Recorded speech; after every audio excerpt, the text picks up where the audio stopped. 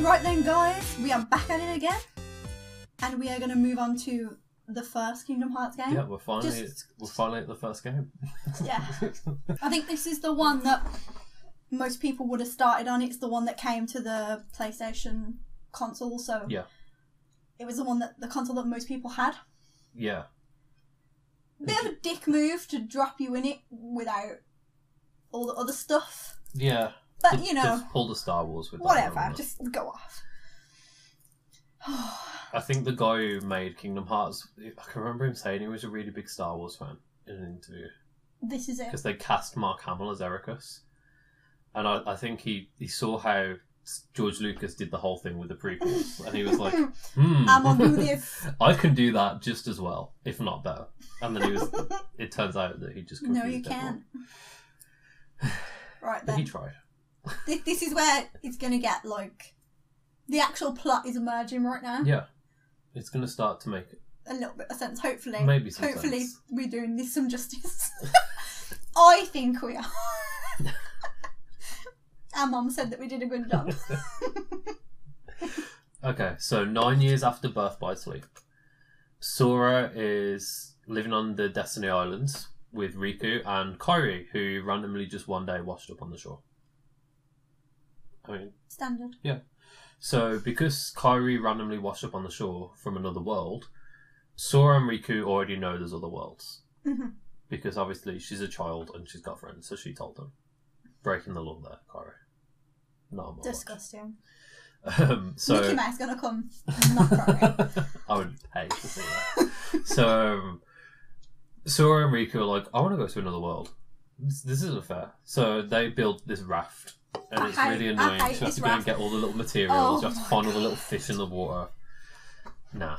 It's so annoying. Anyway, Riku decides one day there's this cave they all hang out in, and there's a door there, but no one can open the door. It's got no handle. Riku one day randomly decides to open the door because he's a bit dim.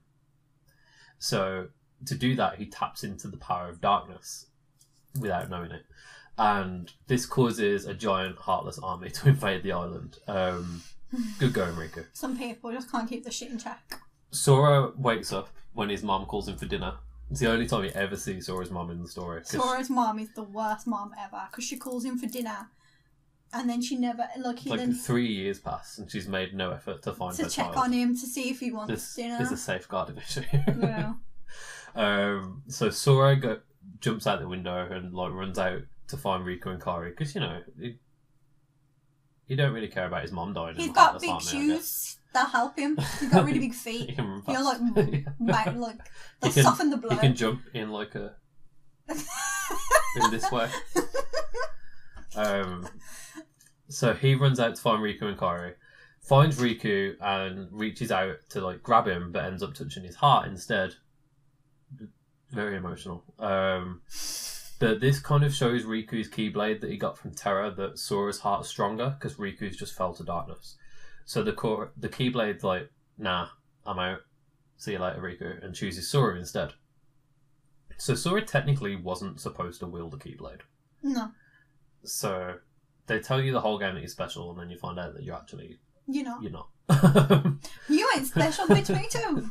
So Sora uses his Keyblade to fend off this heartless army, makes his way to the door and finds Kairi. And the door blows open, sends this big explosion of darkness and blasts them all out to sea. Kairi's heart detaches from her body and shelters itself inside Sora. There's a reason Kairi's heart doesn't create a Heartless, and it's because that she's a princess of heart, so there's no darkness in her heart at all. So there's nothing to form a Heartless. So her heart's hiding in Sora while her physical body and Riku disappear. Around about the same time, Mickey, who's now a Keyblade Master in King, he just up and leaves his wife. Bad bitch. He just leaves with a little note, I'm off. See ya. Leaves his wife. Tells his court mage and knight, Donald, Duck and Goofy, that they need to find the key. I mean, he could have given them a little bit more than bit more to go off, I guess. And they go to Traverse Town, which is where Sora wakes up. And the three kind of run into each other. Wakes up to the beating of your life from... I remember playing that game. I remember you wake up And then, like, Squall's there, and it was the best thing that ever happened to me. Like, I was like, oh my god, that's my favourite Final Fantasy character. And then he proceeded to beat the shit out of me with powers he did not have in Final Fantasy VIII. It's amazing. Yeah. Squall can step on me anytime. So Squall, they changed his name in Kingdom Hearts to Leon because they didn't think kids would be able to pronounce Squall. Oh, see, now, I heard a different That could be scenario. Complete lies. I'm just making that. I heard that it was something to do with you get told in one of the games to go find Leon, and they wanted it to be a surprise. Oh, okay. Because if they would have said Squall, not that any like normal children Sure. playing that at that time would know who he is anyway, but like they thought it was, if they give him a different name, like when you finally see him, you'll be all like, oh my god, it's Squall. Okay. Yeah, I was so happy. So Leon sends him to find Donald and Goofy because he knows that Donald and Goofy are looking for the key. So you kind of spend ages just wandering around Traverse Town, and it's really annoying. And then you kind of fall on Donald and Goofy, quite literally, and you all team up to kill this Heartless. It's a bit of bonding. Wonder Twins, Wonder Triplets unite. So Leon and his friends Yuffie, Aerith, Sid, and Merlin. I mean, they're all Final Fantasy characters, and just Merlin the Wizard. Merlin's a bad bitch, though. You don't need no excuse. Yeah, you don't need an excuse to do that. They were made refugees when their homeworld was destroyed. They were from Radiant Garden. So Sora discovered that his Keyblade could seal the keyhole of a world, which prevents them from being overtaken by the Heartless. But that's bullshit, because when you seal the key There's still hole Heartless though. In the level, Leon's like, block the hole, like, no more will come in, sorted, and then you do it. And then them big fat like bouncy ones spawn. Yeah. And you're like, but you just said that this wouldn't load. So. Okay. And then he's like, go and find the whole 99 Dalmatian puppies. Yeah, bro, go and do that. I'm not gonna lie, I've never sad. found those. It guilts you into it. It's like, but the Dalmatians are sad because someone took all their puppies, and you're like, Squall asking me to find sad puppies. Like, how can I just can't say no to that. You get to like the third world, you're like, I'm never gonna find these puppies. They are everywhere. No. They're literally everywhere. In treasure chests as well, funnily enough. It makes me think that someone put them there. Saying no, it's just there, like, you know, I'll really fuck them up. So you agree to go and seal the keyholes of all the worlds and protect them. And Sid helps you repair Donald and Goofy's gummy ship. The worst mechanic in the whole game. It's appalling.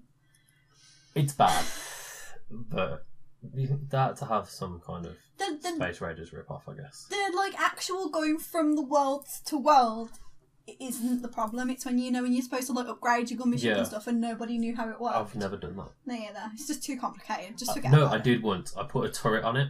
And then I loaded the gummy ship up and went on a mission, and it turned out that I'd missed the whole ship. So there's my ship here, and then there was just like a turret. But it still worked. Still shot. Yeah. It's all matter. It looked ridiculous though. I hope that's not a mechanic in the new one.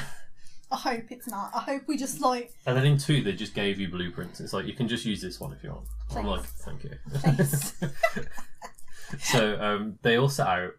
Donald and Goofy want to find King Mickey, and Sora wants to find Riku and Kairi. So they go to all these different worlds. We've got like Wonderland. We've got the jungle from Tarzan. Mulan in the first one, or was that the second one? Second one. Yeah. We've got Agrabah from Aladdin. Mm. Under the Sea from The Little Mermaid. That's the worst level in that game. Yeah. I can't. In the second one, it's my favourite world. In the first game, I can't even. Which is odd because most people hate it in the second one. I don't know why. Because it's fun in the second one. We're getting ahead of ourselves. There's a few others that I can't remember off the top of my head. Along the way, they encounter Maleficent, who is the witch. Is she a witch or is she an evil fairy? She's one of the two. Evil fairy She's witch. She's a sorceress, isn't she?